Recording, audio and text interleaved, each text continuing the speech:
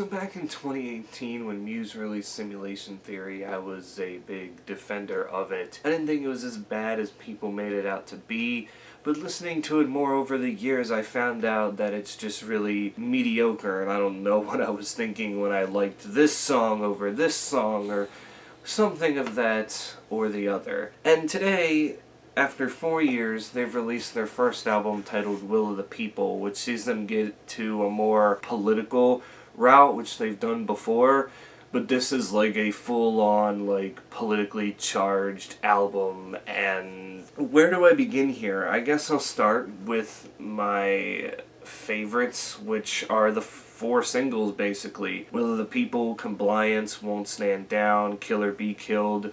Those were the standouts to me, not just because they were the singles, but when I listen to them, I actually enjoy them.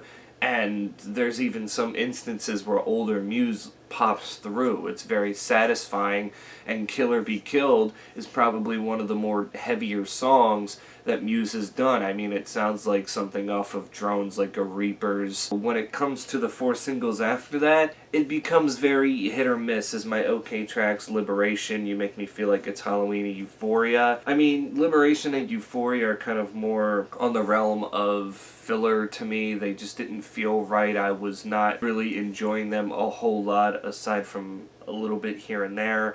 And You Make Me Feel Like It's Halloween, look, I'm all for trying to make a new good song to listen to on Halloween, but I don't know, it just fell flat. The chorus wasn't as good. I did like the instrumentation, I guess. The synth was pretty cool, but that was about it. And then the other tracks that I didn't like were Ghosts, How Can I Move On, Verona, and We Are Fucking Fucked, which, when I saw that title to start months before when they announced this album and the track listing, I was like, why do I have a feeling this is going to be a shitty song? And it really was. Like, it sounds so sarcastic, almost like a parody of themselves, that it just brings what the rest of the album had down, because at least even the other 9 songs sound remotely serious. They're trying to get your attention, but when you're just hearing grown men going, oh, we are fucking fucked, it's just like, how many times in this song are you gonna say fucked to try to get your point across? Like, again, it's no problem. I don't have a problem with the F-bomb. I say fuck all the time. I got a potty mouth, but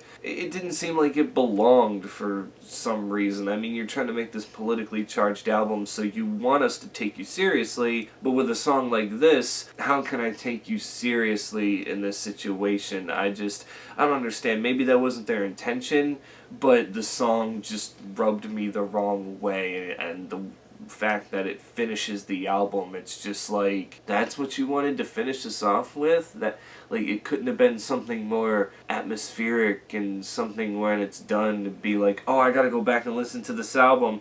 But after We Are Fucking Fucked, I was just like, I'll stick with the singles, I guess. And with Muse recently, that's been the main problem with them, is that the singles are fine, but then you get to the album and the rest of it just seems like filler. It just doesn't seem like it fills the album very well, and it's just there because they need extra material to make an album. That's happened now with the past 2 records, in my opinion, is up until we get to Drones, they had some enjoyable stuff, but these last 2 records have been very 50-50 for me, split down the middle, 5 out of 10 for this one. It just, like, there's things on here I would recommend, and even my OK tracks I guess I would tell you to listen to, because you might end up liking them, but for me, I don't know, it's just, it was cool to hear Muse get heavy and go back to more guitar-oriented rock music, and there were times where Matt Bellamy shined, and then he also did a lot more,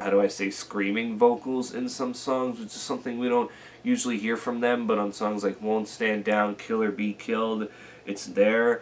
And they went back to some things that made them great, but then they also stuck with some things that recently had been bringing them down, and it just wasn't, it really wasn't all that pleasant of a listen, aside from the singles and maybe a couple of the the deep cuts here and there, but it's just like, it just doesn't hit as much as these other Muse albums do. And I feel like I can listen to a lot of Muse albums from start to finish with little to no problem, but this one especially, it's just, there'd be a lot of skipping around, and frankly, like I said, outside of the singles, I don't really see anything being a mainstay for me from this record in general, and that's where my problem lies, and that's where I'll just finish off overall. And you can tell me in the comments below, what did you think of this record? What are your favorite tracks on here?